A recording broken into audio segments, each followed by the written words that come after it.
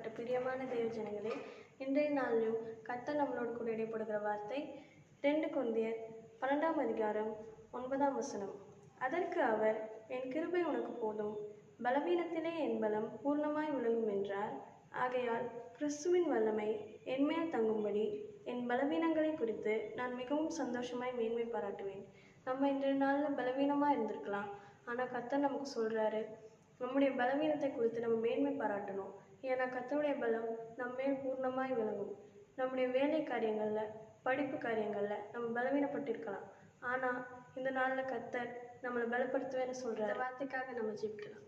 பரிசுத்த பிதாவே, அப்பா, இந்த நாள்லையும் கூட எங்களுடைய பலவீனத்தில் உங்களுடைய பலம் பூர்ணமாய் விளங்கும்படி ஜெபிக்கிறோம் ஏசப்பா.